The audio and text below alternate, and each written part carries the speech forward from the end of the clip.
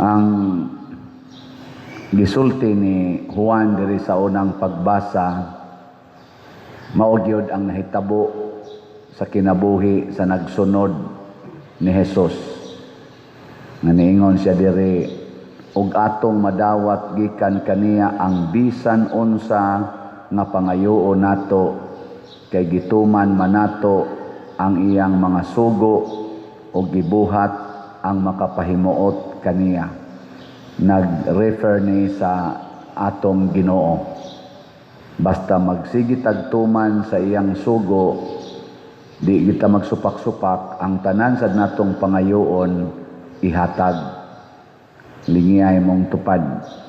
Ing nagihatag ang tanan nimong gipangayo. Pangutan-a ba, ing nagihatag yun sa Ginoo. Nyagwa gani gihatag, pasabot, nagsupak-supak ka. Simple ra kayo nga rason. Usahay magmahay patas Ginoo nya, kusog ra ba kay tang mo judge nga, Lord, wa jud ko ni supak nimo. Gituman gid nako imo mga sugo. Nya nagpa-colors buhok. Nagpa-kiskis kilay. Ana. Mga simple kayo ba? Labaw na gyud atong padak-an. Sige yaw-yaw sa mga anak. Sige panghukom ana mga silingan. So daghan kayo taog wa tumana. Mao na unsaon ba nato pag siguro nga gituman nato, kinahanglan nga magpa-guide ta sa Espiritu Santo, dili sa espiritu sa kalibutan. Duha day kabuok ang espiritu, mga igsoon, na ay espiritu sa kalibutan ug ang Espiritu Santo. Ang Espiritu Santo capital E, ang espiritu sa kalibutan small e. Lingiyay mong tupad. Yung naon sa imong espiritu karon. Capital o small? Ha? Capital o small? Muna, di ko no tapatuyang og tuo. Basta nanay espiritu nga mo, kanimong espiritu mo ni mo tukmod nato pagbuhat ba? Mo inspire ni nato o nya mo tukmod pagbuhat. Muna niingon diri si San Juan, ayaw ninyo tuuhi ang tanang nagpatuo ng espiritu anaa kanila, kundili usisahan ninyo kung gikan bagayod sa Dios ang espiritu nga anaa kanila.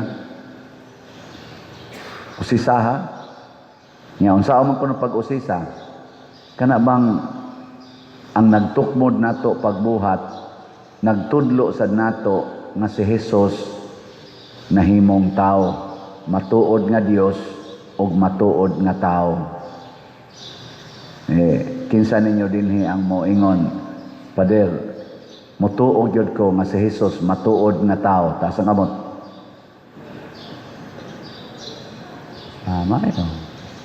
Mayo kay kurot yung mugkuan. Nya ang pagtuo kinahanglan man kuno na dili lang sa pulong, di lang sa hunahuna, ibutang mo sa buhat. Kinsa ninyo dinhi nga moingon, Pader, ang tanang gibuhat ni Hesus ako sang buhaton. Taas ang amot. Hawa na, os-os na. Kay ang matuod nga tao mubuhat sa gibuhat ni Hesus, nga naman kay matuod man siyang tao. Pero kita kusog man kitang musupak. Kanang maingon si Hesus, biyai ang tanan. Biyai ang tanan. Kinsa ninyo dinhi ang mo tuman ana be, tas kamo. Biyai gid ang tanan. Ang iya paganing gigamit paganing word, dumti. Dumti. Awa na, wala ni isa. Ay, patay sana bro. Unsa na mo itong kanon, unsa na mo itong kan.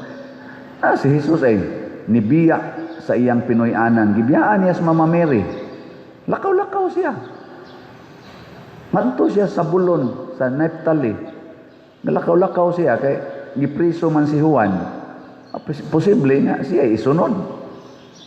Karon ra ba kuno gipriso kuno tong president sa Venezuela, basin kuno mosunod ang president sa Philippines. tago-tago na yon. Gipriso sa si Presidente Digong dito sa dahig, tago-tago sa bato. Kaya basig siya isunod sa ICC. Galumba lang ron kinsay unang makapriso. Ang ICC sa gikulbaan sa kaya basig pamprisuhon sa silang President Donald Trump. Nya kontra ra ba kay ni Donald Trump ang kaning mga magpadagan aning drogas, mao man na iyang accusation sa President sa Venezuela ba na? Venezuela katong yang giatake si ito Maduro sa tingan nato. Oh, iyarong gi sunagana presidente nasod gidakop gidakop sa presidente Amerika kay adto hiringon dito adto ang iyang kaso i-file sa Amerika pamatud-an kung siya narco-politik ba. Niya dinis ato sige ra batag accuse og sa nang gipang-accuse nila diha. Wa ra ba gyud magpa hair follicle. Dili ka ni mo na sugot mo. Wala bang tingog. Nya matud pang Donald Trump, dili pa may magbutang og tao nga muda sa Venezuela. For the meantime, ang Amerika usa mo'y mag-manage sa Venezuela. Nya siguro na mo nga molingkod makaayo na gyud sa ilang nasod. Ambot lang. Og unsa ka reliable.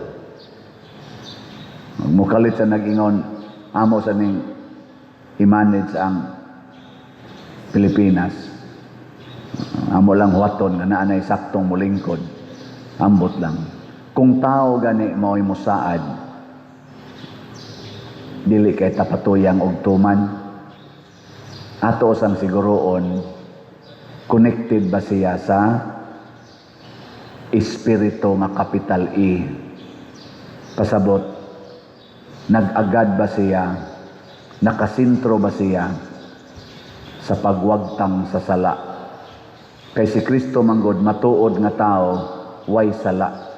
Kay ang tinuod nga tao di ay mga igsoon sama sad ni Mama Mary mubuntog yun sa sala, mahadlok makasala, mahigugma na ganita sa sala, mugakos pagid ta sa sala, dipinsahan pagid nato ang atong sala, dili na ta tinuod nga tao, nada na ta sa espiritu sa kalibutan, nahimo na tan kalibutanon, nga naman, diin man di gikan yun ang tao, diin man gikan ang tao.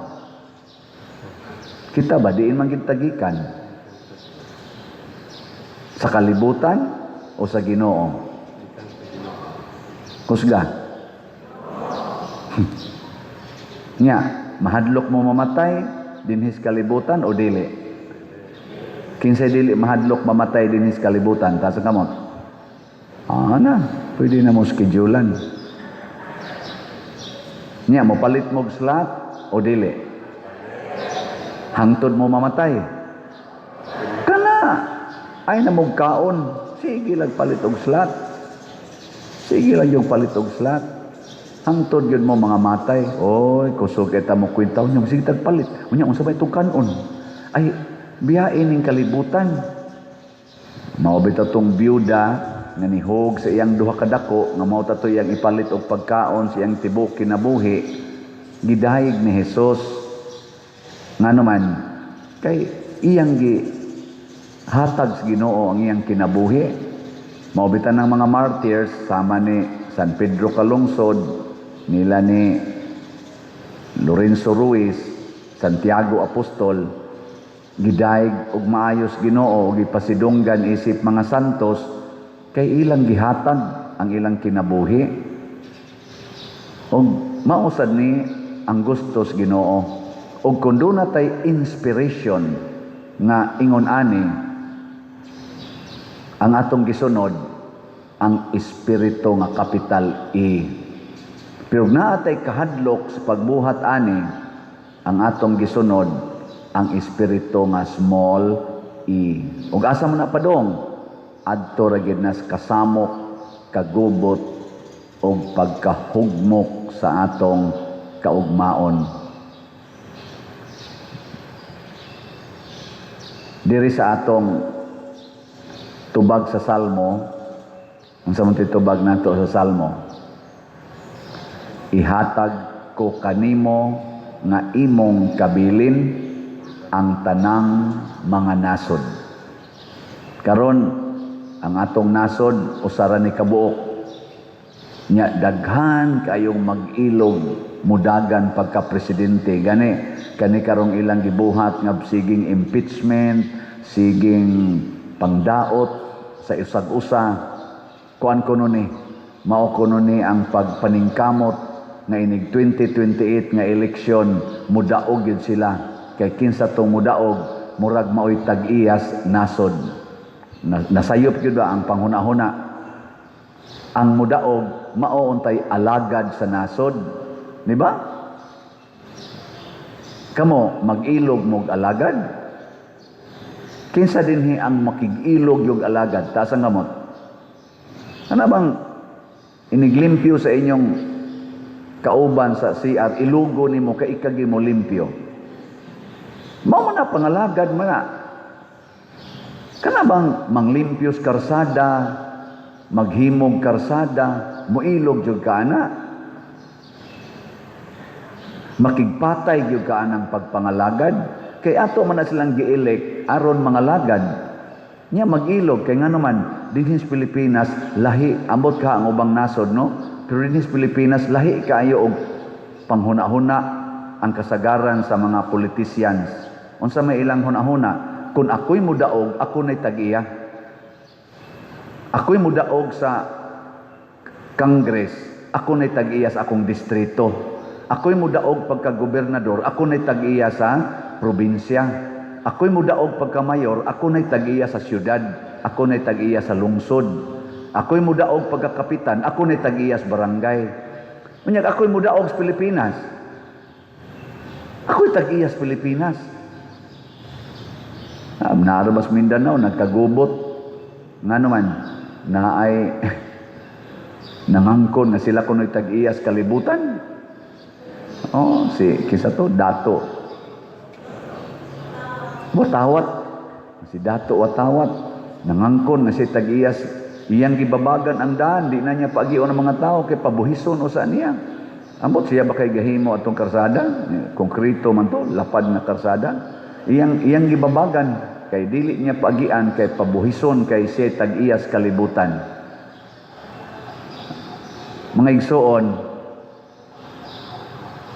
laway kayo tanahon nga ang mga elected official sa atong nasod nagpakaron ingnon nga sila nay tag-iya sa atong nasod. Nya kita mo igapili nila. Mura ka og aplikant sa trabaho sa usa ka kompanya nga pagdawat gyud nimo gidawat na ka gi-evaluate kag maayo pag human gidawat ka sa kompanya nya ikaw dayoy nangangkon nga ikay tag-iyas kompanya, pwede na? Dili oy.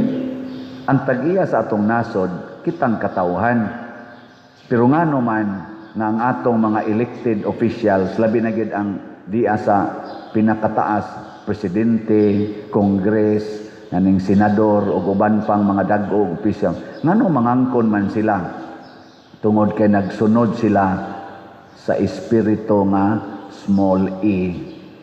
Iya sa kalibutan ang ilang kasing-kasing o hunahuna. Maunang pahimos to the max.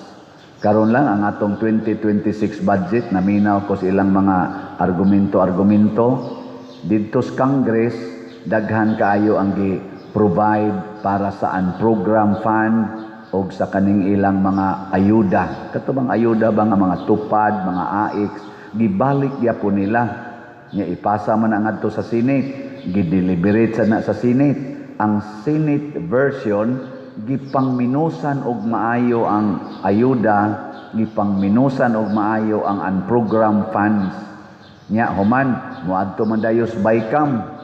Human na sila nag-BICAM na karon mag-plenary naman tingal ito. Human na baka Basta nakakita ko social media, ni-explain si Senador Marcolita nga ning supak siya sa version sa bicameral committee. Kaya nga naman, gibalik na sa dito ang gitangtang sa Senate. Ang mga ayuda, ang mga unprogram, gipadak-an pa gyud ang uban. So in short, padayonon gid na nilang ayuda system o kana na ang unprogram. Nga naman, discretionary man na sa officer, sa authorized officer, discretionary. Pasabot siya rin magpirma-pirma ana or pila ka buok sila, ma-release na siya. Kay unprograman, nya kanang mga ayuda, gamiton man gina nila, hinomdo mo, 3 days before sa election, atong 20, sa tong eleksyon na, last year ba to? Oh, 2025 no? Katong midterm? Oh, porting hinatagay kwarta eh. Ako, taod-taod naman yun kong ga-serve anang si Simpel, niya kami may basa-basa man tanang omnibus election code. Gibutang man ginadiha, no electioneering, wa na gyud campaign, wa na manghatag og kwarta, mo bitan na ingon sila kinamangay to the max na kuno na sa mga buangon. Pero kadto harap-harapan, ga traffic ang daan, amot dinis Compostela nag-traffic basagha. Basta dito liluan, tulo ka area, traffic kaayo. Ngano man, sige yung hinatagay nga dili ra mga taong pobre ang dito, naay mga sakyanan. Muapil sa linya, abot ning nanimba karon wa ba ka ni kaapil og linya ato? Gitiksan pa ko kay senior naman ko pader, nakuha na nimong imo nako, unsa akong kuhaon. Di ko mulinya diha oy. Kadako na kog kolekta inig dupa-dupa nako, ana di ko mulinya. Mao na. Kana ba? Nya human ato giinom, gitungit, ang uban ato waldas-waldas lang, gisugal, wa gi epekto. Perti lang gyapon atong lisura. Mo na ang proposal unta to sa Senate version, iagi siya sa mga livelihood o kaning ipamino sa Bayronos Corrente. Gani na panay proposal si Senator Marcolita nga kana unta tong magbayad og mga 2,000 ba to kanang sa minimum ba nga kuryente, ilibre na lang na siya kung gagmay ilang consumption nya og ilibre ko no makapahimos pila to ka million Filipinos tibok Pilipinas mugasto ra kuno og mga 115 billion sa usa ka tuig sa pag subsidize anang mga gagmay na nga bayad nay bracket ba na kun kanira imong consumption wa na kay bayronon sa kuryente. Matod pa niya, di pa na makurakot kay ibayad man na ngantos kuryente. Nya naagid ang kanang bill. Mo man ay bayaran sa gobyerno. Nya 115 billion raman tingay ito sa iyang kwenta-kwenta o sa katuig. Pero ang atong ayuda, almost 200 billion kada tuig ang marilis. So dako ang takitag masave. Almost 100 billion ang atong masave. Munang kuan kaayo na naganing lisod kayo kung magsunod ta sa small e nga kuan tungod na sa pagpangangkon sa mga nasod. Pero magsunod di ita sa Espiritu Santo, maato ang mga nasod.